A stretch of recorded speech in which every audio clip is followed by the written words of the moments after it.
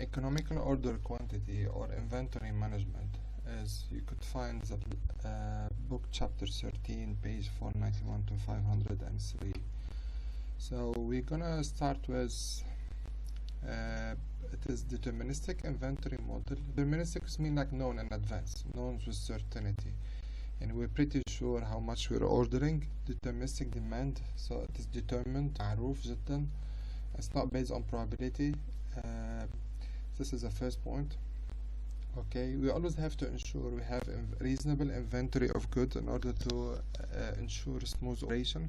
Like there is no halting in the operation is not stopping. We always have to find the balance between the two extremes.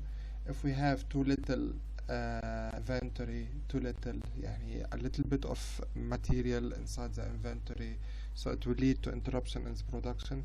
If we have too much material, it would lead to idle capital. So we have to find the right balance between the two. Okay, so the main questions that we need to answer here is like how much to order, okay, and when to place the order, because we need to take into consideration the amount of time needed for the order to arrive. Okay, so as I said, how much to order and when to order, and the main objective is to minimize the cost model. So we have which is the cost model. We have the setup cost is to set up the operation. We have the purchase cost, the price per unit.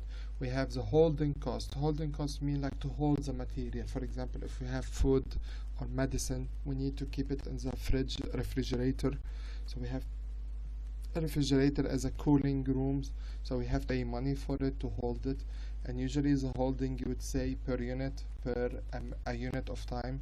For example, a box of apple per day, it will cost us this amount of money to keep it at a certain temperature. And shortage cost is the amount of money we pay if we don't manage to deliver the product. This lesson, or at this level, we're gonna only consider purchase, setup, and holding cost. So as I said, the main objective is to minimize the cost model, as you would see it here. Okay, and in our case we're doing periodic review, which means like every single week we're gonna review the system, or every period of time, as we see in a bit. But this period of time is always periodic, it's always repeating itself the same amount of time.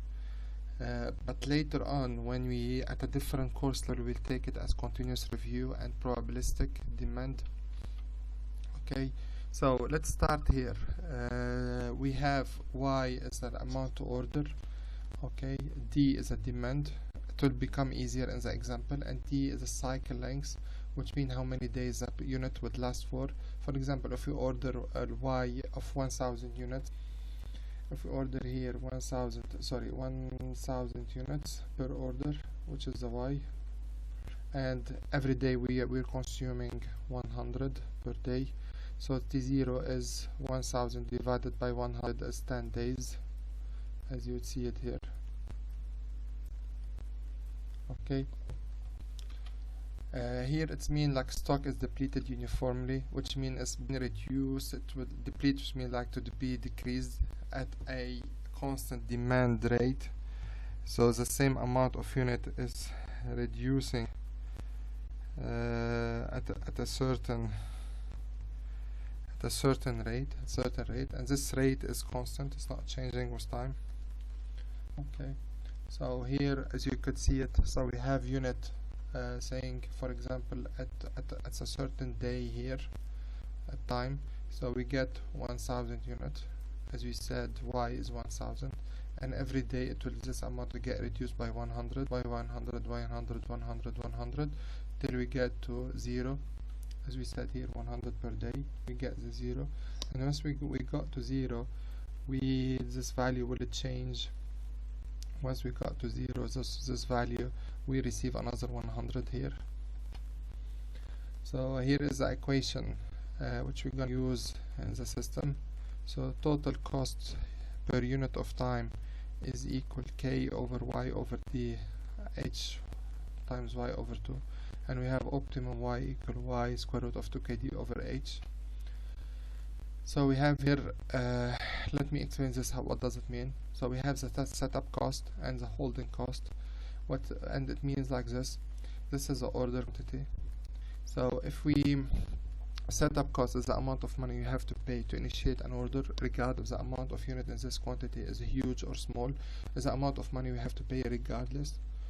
So in a way, if we order, if y in this, if for example, if the amount of unit per order is really large, okay, so if we need 1000 unit and we did 10 order of 100 every time, and at the same time if we need 1000 and we did an order of 50 unit at a time, so we do 20 order. So when we increase the number of unit per order, we end up doing less orders and less setup cost. Okay, so this is logical. When we increase the number, so less setup cost. Okay, when we increase the number of unit per order, which means like in order to cover a certain amount of units, so we do less order. But when we increase the number of units per order, we have to hold them, so it leads to higher holding cost, and vice versa. So we need to find the trade-off, the balance between the two extremes, which one we go for. Okay, so in another video I'm gonna do the 3 examples, so watch them attentively